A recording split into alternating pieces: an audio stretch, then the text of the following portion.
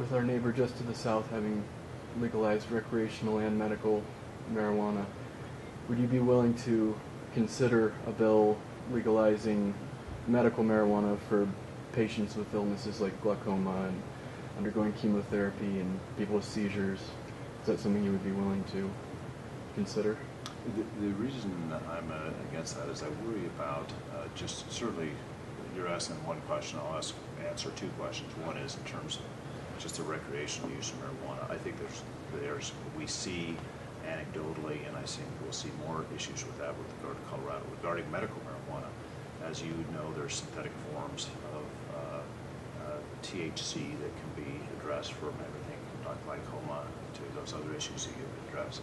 And that seems to be a better way to go, because if you're looking at marijuana now and say versus another drug you take, what is the dosage? What is the quality control? FDA works very hard before a certain painkiller is approved, and you know the dosage, you have quality control, you know exactly what you're getting. Versus medical marijuana, what is the THC content? What is the other carcinogens that are in there? What is the purity of it? Does it have mold? All those questions go with medical marijuana. I think the better use, if that is an issue, is the synthetic form of THC that can provide some of the relief for those patients who suffer from those types of ailments. I just wanted to know, what your opinion is about the legalization of homosexual marriage in Wyoming. Yeah, on that question, my personal belief is the marriage is between a man and a woman, and that not only is my belief, that is the law, and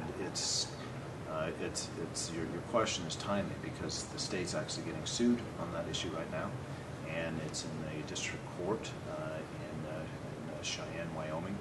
It's being challenged. On top of that, there's also the federal challenge that is going on right now.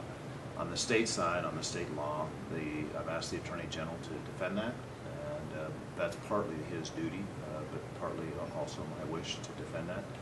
And so it looks like to me that the issue will be resolved either in state court or in federal court. The federal court action is what happened over in Utah, but Utah, like us, is part of the 10th Circuit, and so the 10th Circuit, Wyoming's part of that circuit, so we're watching that case closely as well.